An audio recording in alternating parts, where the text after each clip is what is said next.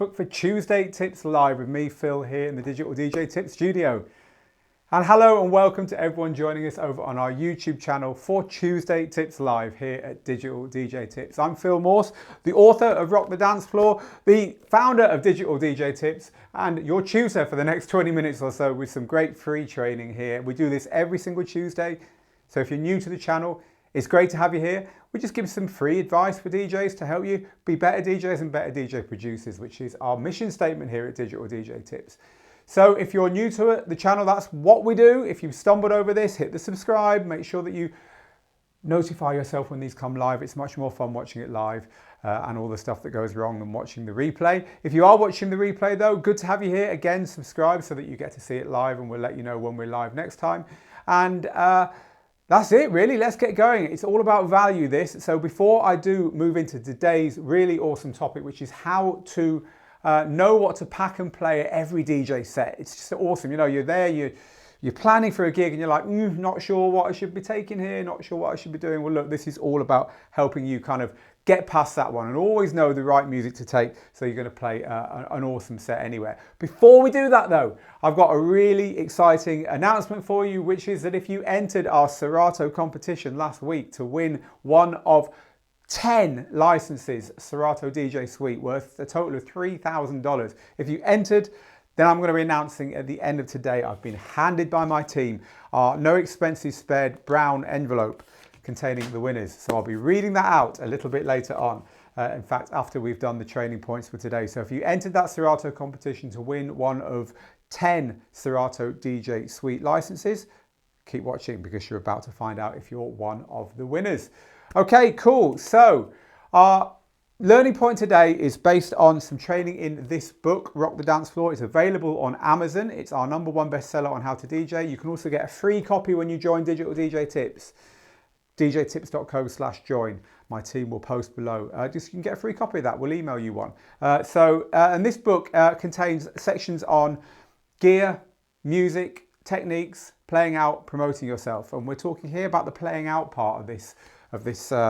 We call it the 5 steps to DJing success, and it explains in here, in this section here, these are the 5 steps, which you'll see when you grab a copy of the book. Well, we're going to move around to playing out. Playing out is the step we're talking about today. And it's about packing your set. It's about knowing what to take and knowing what to play. And we've got a great formula we've used to teach hundreds of our students how to do this. So that's what I want to share with you today. So let's get started, eh? Now, before we do, I just want to check we're live and also just have a quick hello to some early people on our Facebook channel. We'll get to you if you're watching this on YouTube in a little while. A very, very early hellos going out to Annie Rude and Brian and Quinn and Modular and to DJ Vital or DJ Vital, to Scott, to Harsh, who says, how can I get a copy of the book? Digital DJ Tips, join, digitalDJTips.com/join, or just go to the website and click any of the Join Digital DJ Tips banners on there and you can get a copy of the book. My team will post underneath as well how to do that. Hello to Alex, hello to everyone who's saying hello over there on Facebook, and we'll get to you if you are joining us on YouTube as well in just a little while and say hello to you. But some early YouTube hellos to Yavis, to Jefferson, DJ Blazon, to Cliff B, to Miguel, to Airship, Enoch, and to DJ Charlie. Good to have you here. Right, value, value, value. Let's get started. This is what I want you to look at. This is the way we teach what to pack and play in your DJ sets. So I'm going to talk you through this Venn diagram here. I'm going to talk you through what these 3 circles are, what the sweet spot is, what you should be playing and what you should not be playing. So take a little look at this, and this is in the book as well, which, as I say, you can have a copy of on us. You can have a digital download of it when you join Digital DJ Tips. By the way, if you're a member, just go to the member area on Digital DJ Tips, go to your profile and you can download it instantly from there. Okay, this is how to know what to play. And there are 3 circles here which overlap, and the sweet spot in the middle is where you ought to be playing if at all possible. It's where what the audience wants, what you want, and what the person, the organizer, the promoter, the client wants overlap. It's a wonderful place to be playing. It's an awesome thing to get to in your DJ set. So how do we get there and what do we mean by this? Well, the best way to explain this is to talk about those three areas. The top area, the organizer, the bottom left, which is the audience, and the bottom right, which is you. So let's do that. Let's talk about those areas one by one. So the audience, the organizer at the top, this is the first and most important, in a way, part of all of this. Because let's face it, if you've been booked to play in a house club and you turn up and play drum and bass, you ain't going to be very popular. It doesn't matter whether you're the biggest drum and bass fan in the world and whether the audience is gagging for drum and bass. If you've been told to come and play in a house club and play house, it's not going to work, is it? I used to DJ at a club for many, many years. I used to do Saturday nights there. We used to promote them in Manchester in England. And the only rule, they had a techno night on a Friday. We were more like house and breakbeat on a Saturday. But the only rule the manager had in this club was no drum and bass. There was a lot of it in the early 90s. There was a lot of trouble around drum and bass music, and jungle, it was called at the time. And he just had a blanket no drum and bass policy.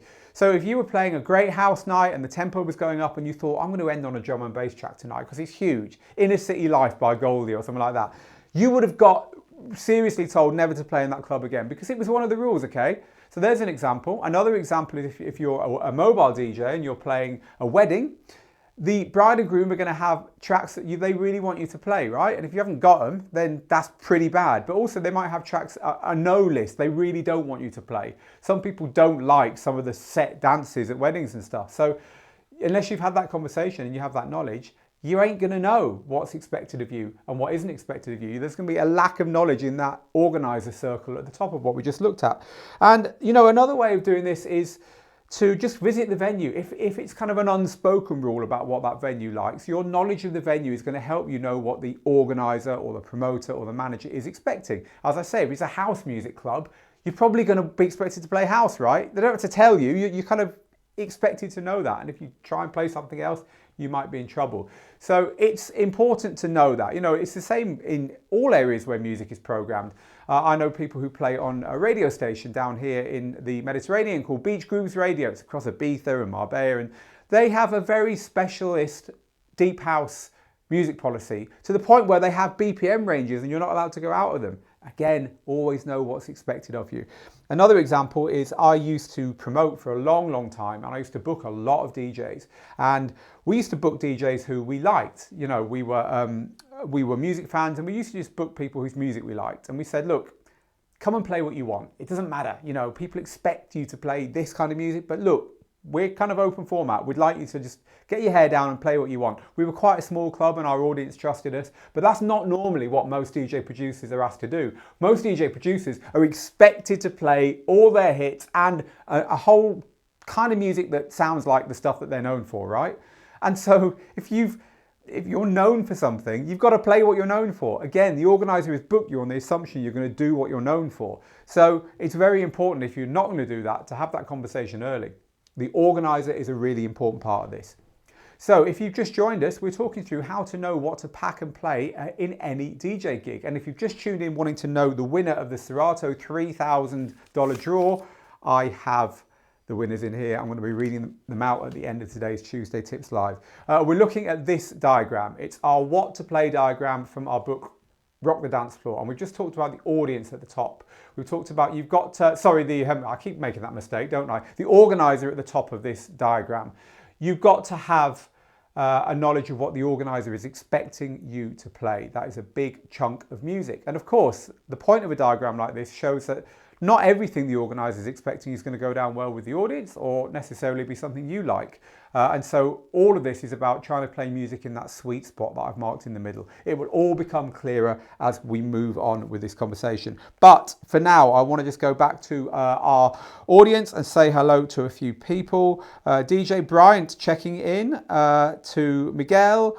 I want to say hello to Efren and to Darren in Perth, Australia. Tom Byrne Rocks says, I'm a wedding DJ now full time and I'm having a conversation with the client about what songs they want and more importantly, what they don't want. That is top of the list for a successful gig. So a thumbs up there to Tom for doing exactly that, for understanding that what the organizer, the promoter, the client, the person who booked you wants has to be first and foremost in your mind when you're deciding what to pack and play at your gigs. Hi to Edwell, who says rock on, and to you, Edwell. Okay, so over on Facebook, let's see what's going on down there. A few shout outs before we carry on. Hi to DJ 000. Hi Mario, always good to have you here. Hi to DJ Indy and John Carter and Alex. Hi to Joey and Juan, who says, hola, ¿cómo están? Todo bien aquí, Juan. And Harsh says, oh no, Harsh is asking for a copy of this book. Yeah, you can get the book from our website. Just join the website and hit your My Profile area and you can download a copy of the book. And indeed, my team have pinned that on Facebook now for you so you can see where to get the book from there. Timothy in Beaumont, Texas says hello. Enrique says hello. Lots and lots of you tuning in here. If you've got any questions about this, by the way, then please just ask away. People asking about the gear on the table. Our gear this week is the Pioneer DDJ 1000. And everyone asks about this stand as well. Maybe our team can post where you can get this stand from as well underneath. I'm guaranteeing someone will ask about it. Right, let's move on. We're talking about the way to choose what to pack and play in your DJ sets. And we've already covered on our diagram the organizer at the top there. The organizer, what they're expecting is what that circle represents. But the next circle down, bottom left, is the audience. It's what the audience is expecting. And this is an equally important part of the formula here, because unless you know what the audience is expecting, you're not likely to fill and keep full your dance floors, right? So let's talk a little bit about the audience. So the first thing is knowledge of your audience. If you are booked to play at a venue, knowing who goes to that venue is pretty important. If you're a mobile DJ, then knowing who's coming to the event that you've been booked for by talking to your client is pretty important. If you're a DJ producer, then you're in a really good position because you're being booked on the back of your productions, and therefore the people who come to the gig are likely to be there to hear you because they like your productions. So that's why a lot of mobile DJs will tell you that actually it's a lot harder being a mobile or event DJ than it is being a DJ producer, because as a mobile or event DJ, you often haven't got a clue who's going to walk in. You haven't got a clue who you're going to be playing to. Or even if you have got a clue, they're going to be a difficult crowd because there's all kinds of people there, right? So knowledge of the audience is the first part of getting this right. The second part of getting this right, though, is reading the crowd and experimenting. A great part of being a DJ is watching how people are interacting with the music you play and deciding which way to go because of that. Now, we've talked a lot about that recently. We actually talked about it in one of our videos on YouTube just in the last few days. So go and have a look there if you want more about crowd reading and about how to fill a dance floor and keep it full. But the point here is that learning how to keep an eye on what people like and playing for the people in front of you, and then once you've got the dance floor full, playing for the people who maybe aren't dancing so they get a chance as well, is a big part of being a DJ. And one game that mobile DJs and event DJs and wedding DJs play that we teach in our mobile DJ blueprint course is we sometimes call it darts, or we sometimes call it battleships. You remember the game Battleships where you had a grid and you didn't know where the battleships were, so you just had to say A10, B15, and and then find the ships and blow them up. If not, then darts, playing darts around the dartboard. So the point is, if you're not sure about your crowd, a really good way to work out what they want is to play a bit of everything within the boundaries set by the organizer or set by what you think they might want. Just try and play a bit of everything early on and keep an eye on the people whose heads are nodding and whose feet are tapping and who seem to be enjoying the music. And by the way, a way mobile DJs often do this is literally leaving the decks and going out and asking people, hey, when we're dancing later on, what kind of music would you like to hear? And getting an idea that way. But however you do it, play darts or play battleships, play a bit of everything. Don't stick to one genre hoping they'll just start dancing soon. Play a bit of everything and have a look around and see what is engaging people tonight. And then that gives you an idea that later on, if people seem to be liking certain genres early on, then later on you can go in that direction, kind of half sure that they're going to like it, and you can hone in on the stuff they like. So when I say battleships or darts, once you know that that's where you should be aiming at, then you're going to be aiming there for the rest of the night. But this is a trick of mobile and wedding DJs to work out what a crowd want really quickly. But another thing about playing what the audience wants is that to a certain extent, as a good DJ, you've got control over that. And you've got control over that with two things: programming and mixing. So let me talk to you about this. Programming is about the order you put your music in. So just like the guy in the local kebab or fast food shop and restaurant on your high street or on your main street, when you're going out at the beginning of the night, stone cold sober like this, looking in his shop window with like a look of disgust on your face. I'd never eat that rubbish walking off to the pub. He knows that on your way home later, you'll be like, oh, you know what? I quite fancy one of those greasy burgers or whatever it is. It's about programming and timing, right? He doesn't bother about you at the beginning of the night because he knows at the end of the night he'll have you when you're hungry and you've had a few drinks. It's the same with music. DJs who understand programming know that if they drop a track at the right time, it's likely to work on the audience in a way it wouldn't work on them if they dropped it at the wrong time. So DJs have lots and lots of ways of doing this. A lot of times DJs will play safer earlier, and then later on they can play the stuff that they know isn't going to work earlier.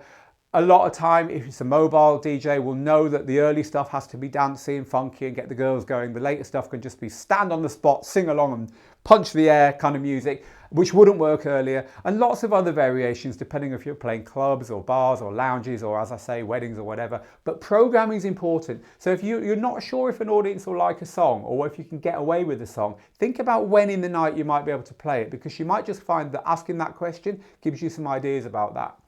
But the other thing is mixing. A good DJ can mix and make people dance to a song that a bad DJ can't because of the way they introduce it, the length of time they play it for, and just the smoothness of their DJing. So again, you might sometimes see a DJ getting away with stuff that you think, how do they do that? Quite often it's a combination of the programming but then the mixing on top to make the transition smooth. Because just like if you're in a car with someone who really knows how to drive, you're not nervous and you'll enjoy it, even if they're speeding around and taking risks. Not that I ever recommend you get in a car with someone like that. If you've got a DJ who's obviously completely in control of their game and you know that they're going to be able to mix in and out of stuff at will and just, almost like they're playing with you, well, guess what? As an audience, you quite enjoy being played with like that. But if your DJ isn't doing that stuff, then they're going to probably have to play a bit safer just for you to kind of forgive them. So mixing and programming are both important when you're trying to get your audience to maybe like stuff that you don't think they're going to like. But the bottom line is know your audience, and if you don't know them, try and work them out early. So if you've just joined us, we're talking about how to pack and play a great DJ set every single time. And we're using some training material from our Rock the Dancefloor book. And if you haven't got this book, you can get a free copy of this book by going to Digital DJ Tips and signing up and joining us. It's free to join, and we will give you a download of Rock the Dancefloor. It's an Amazon bestseller, and it is our guide to how to DJ for beginners. So this is training that we've got in this book that we're teaching you about today, and it follows this diagram here, our what to play diagram. Now, we've already looked at the organizer at the top. You have to make sure whatever you play is acceptable to the organizer. And we've also looked at the audience, bottom left. You have to make sure that the audience are going to dance to it. Otherwise, they're not going to dance to it at all. But we've missed out one person, one very important person. And that person, of course, is you. Because there's nothing more miserable than playing a gig that's full of music you just can't stand because it's what you've been asked to play by the organizer, or because it's the only stuff you can play when the audience are going to dance to it. How many of you hit the hearts and hit the likes, and let me have a look on the screen? How many of you have been in those gigs where it just seems like whatever you play doesn't work, and you end up playing absolute, stuff that you just don't want to hear? I was chatting to Laidback Luke in the Netherlands last week. We had a meeting with Laidback Luke for some work we're going to do together, and he was saying that he was playing in Australia, and in the end he had to play We Will Rock You by Queen because it was the only track in his box that would get them going. And he was like, lucky you don't always get crowds like that, because that was a really, really hard gig. And I got the impression he wasn't that impressed that he had to play that tune. But hey, a DJ will always play what works. But the point is that it's always better if you can play music you like. So how do we do this? Well, I think the very best DJs understand that sometimes they can't get away with playing music they like at every gig. A big part of learning to DJ is taking the gigs that interest you a little bit, but that push you outside your comfort zone, which means pushing you into music you wouldn't normally play. You learn more that way for lots of reasons. A lot of DJs will play mobile event weddings in order to make the money so they can carry on producing music and playing the lower paid club and bar gigs and so on. So there's lots of reasons why we might have to take gigs where we're playing music that isn't ideal for us. So if you can't always play music you like, the way I like to look at this is try and play music that at least you don't dislike. Okay? It's possible to to at least have, grudging respect for or toleration of music. It might not be the stuff you would pick to listen to on your own at home, right? That's absolutely cool in my book. The point is that you really don't want to be playing music that you hate, because there's nothing worse than dropping songs that you hate thinking the audience will like them, and then the audience doesn't like them either, and you're like, hang on, I'm a DJ, I'm playing music that I don't like and they don't like. What's going on? You want to avoid that if possible. So at least playing music that you don't dislike, I think, is the key here. And there's a really important thing here to learn, which is a good DJ can learn to like and respect music wider and wider and wider as they get into this game. One thing we've learned at Digital DJ Tips, as you know, we do a lot of mix deconstructions and breaking down how skills are done, is we'll often be, one of our audience will say to us, can you break down this? I've got this really dodgy insert YouTube wobbly video that they found, or even worse, something they did on their phone. I filmed this at a festival. I really want to know how the DJ does it. Can you tell me? And we'll spend like an afternoon trying to find the tracks and breaking it down, getting it all going on the decks, and we'll work out how to do the mix. And quite often, Steve and I will sit there and say, God, the music's terrible. Oh, these two tracks that we're deconstructing for this guy or this girl, it's horrible music, we don't like it. By the end of it, we're going home humming the tunes. Why? Because we've worked with them, we've programmed them, we've tried to get them fitted into some kind of, in this instance, a transition video or whatever. But it's the same with all kinds of DJing.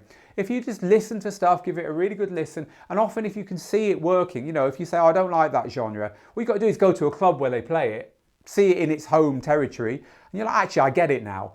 DJs are always, I think the best DJs are pushing their boundaries, trying to understand music that's outside of their comfort zones, not being closed. They say that past the age of 31, that's when people's music taste stops and gets stuck. You can't do that as a DJ. You've got to always be looking outside your comfort zone. You've got to be keeping up with trends. You've got to be trying to understand stuff, because that means that in this diagram, the stuff that you like, bottom right, is a bigger circle, which means it's more likely to overlap with the stuff the audience likes and the stuff that the promoter wants. So in other words, it's going to make you a happier DJ. So it's really important to expand your tastes. But of course, there's another point here, which is booking the right gigs in the first place. At least if the gigs overlap reasonably with what you like, and this is the audience and DJ bits, the overlapping bits top right there, then you're more likely to at least be able to play music you don't dislike throughout the gig. So these are the three areas, and what we're looking for is the sweet spot where you're playing stuff that's expected by the organizer or the client, and it's stuff that you like or at least don't dislike, and it's stuff that's making the audience dance as well. So the point here is that if you can think in this way right from the off, then you're more likely to take music that is going to work, and then when you get there, to play music that's going to work. So the way to do this is just as you're packing your crate, and by the way, you should pack a crate or a playlist for every DJ gig you play. You shouldn't just turn up and play from your master playlist. When you're deciding the music you want to take with you, of course you're going to have all your music with you anyway, but you're going to make a playlist of stuff that you think you're going to want to play in this particular event. Double the amount of music that you're actually going to end up playing is about right. When you're choosing those tunes, say, is this stuff I've been asked for? Is there stuff in here that I'm allowed to play? Or am I going outside the brief, in which case alarm bells? Is this stuff that I think the audience are going to like? And have I got enough variety in case they don't? And do I actually like these tunes? Or is there stuff in here that I really just don't want to play, I'm sick of? If there is, I'll just take it out and hopefully get away with not having to play it. And that way, you've got a starting point for your gigs, and B, you're more likely to enjoy them when you get to them.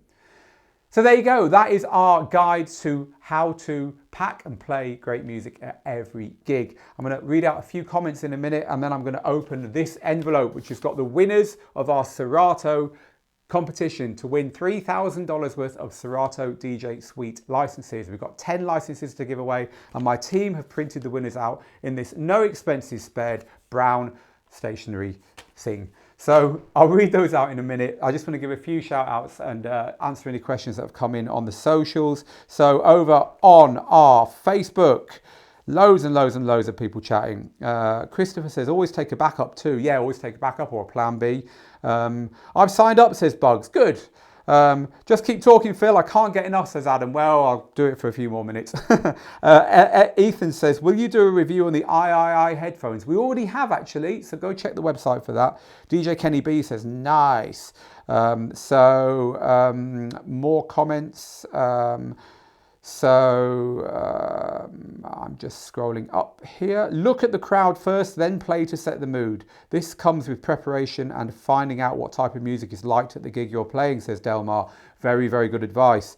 Shane says, hi mate, I've read your book and I'm starting to get gigs and bring fire to the dance floor. Laid Back Luke is my idol. I have 6 new tracks ready for release, all signed by labels. Shane, you're doing awesome, man. Any chance you could get one of my tracks to Laid Back Luke or DM me somewhere I can send them over for feedback and critical advice that I need to progress as a producer? Thanks in advance. What you want to do is get that over to Joey at Digital DJ Tips. You can send it to info@digitaldjtips.com for the attention of Joey, and Joey will give you some feedback and advice on your tracks, Shane, and we can take that conversation from there. Joey being our production tutor, of course. There are some genres of music we do not like to play, but if they pay, we play them, but we play wisely, says Timothy. Yes, very true.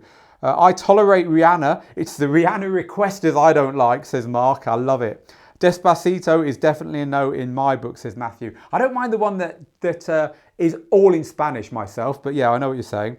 I've learned over the years that you have to expand your library. You can't play what you always want to play. You have to cater for the crowd and the format that your event wants. You can't play hard house at a 50th party or country at an EDM bar, says Ralph. I think that's very good advice there, of course.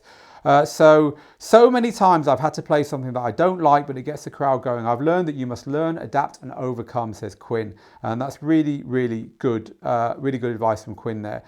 So loads and loads more comments that I haven't got time to get to on Facebook. I just want to very quickly say hello to a few people and check we haven't got any questions unanswered on YouTube before I read out the winners of the Serato competition.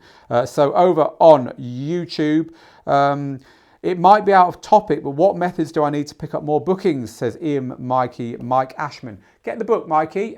Join Digital DJ Tips. If you're already a member, just go to your profile and download the book. We've got advice on how to promote yourself in there. That should help you. Damn, I missed out on this giveaway, says DJ Fabo. Don't worry, there'll be more giveaways down the line. Will you be at Music Messa, Phil? Says Philip. No, I won't this year. Music Messa is a total waste of time nowadays for DJing, unfortunately, because we used to love going there. That's a big festival, a big music conference in Frankfurt, Germany, for those of you who wonder what the hell we're talking about. Stealth DJ says, good luck to all that entered. Bang on some tunes, mate, says Zusha. Yeah, we will be doing as soon as we go off air. Ha! So there you go. I can't play music I don't like. I just say I don't have it, says Dougie. Well, yeah, if you can get away with that, of course, that's good. But not everyone can, of course. So you guys are priceless, says DJ TM. I've been taking everything on board, even though I can mix and I can select, but I always want to improve as a DJ, and you guys do that for me, so cheers. Well, thank you to you as well, DJ TM. It means a lot to us. Okay, right, a lot more comments over there. We will answer your questions underneath, and if you're watching the replay, we'll answer your questions as well, so please keep asking them either on YouTube or Facebook underneath, and we'll get to them. But that's all I've got time for now, because it's time. What's in the envelope? These are our 10 winners of our Serato giveaway. Now, just to remind you, last week we asked you to enter a draw where you could win one of 10 copies of Serato DJ Suite. It's great for Serato DJ intro owners because it gives you everything Serato's got. All the add-on packs, all the effects, all the DVS, all the video, the lot. And even if you're a Serato DJ Pro user, it gives you all those extras as well. It's worth hundreds and hundreds. We've got 10 to give away. Total value $3,000, and we've got 10. So 10 people will win a $300 license. So here they are. Let me read them out for you. So congratulations to Phil Downing in Plymouth, UK. To Akash Jaiswal in Mumbai, India. To Kerry Ann Bloomfield in Kingston, Jamaica. To Luca Bottinelli in Buenos Aires in Argentina. To Alistair Galt in Torquay, Australia. So those people again, Phil Downing in Plymouth, UK, Akash Jaiswal in Mumbai, India, Kerry Ann Bloomfield in Kingston, Jamaica, Luca Bottinelli in Buenos Aires, Argentina, and Alistair Galt in Torquay, Australia. Well done to you 5. The next 5 winners of a Serato DJ Suite license are Anne Kiveri in Helsinki, Finland. Well done, Anne. To Reggie Brown in New York, USA. To Alex Davey in Zhengjian in China. Apologies for the pronunciation, but we will post these beneath and on the website as well. To Jason Hasai in Tokyo, Japan, and to Kevin Hulk in Ontario, Canada. So once more, to Anne Kiveri in Helsinki, to Reggie Brown in New York, to Alex Davey in Zhengjian, China, to Jason Hasai in Tokyo, Japan, and to Kevin Hulk in Ontario, Canada. Well done. You've all won a copy of Serato DJ Suite, courtesy of those kind people over at Serato. So well done to all of you. Wow. What are tips and tricks? Please hit the likes and shares and follows if you've enjoyed this. Notify yourself by hitting notification bell or clicking show posts first on Facebook so we can tell you when these go live in your feed. And thank you very much everyone for taking part today. It's been awesome. We've covered how to pack and play the perfect DJ set every time. If you joined halfway through, you can hit the replay very soon on both Facebook and YouTube to watch the whole lot from the beginning. I'm Phil here at Digital DJ Tips. All that's left for me to say is get good, get out there and make the moments, and we'll see you again next week, same time, same place for another Tuesday Tips Live. Till then, bye folks.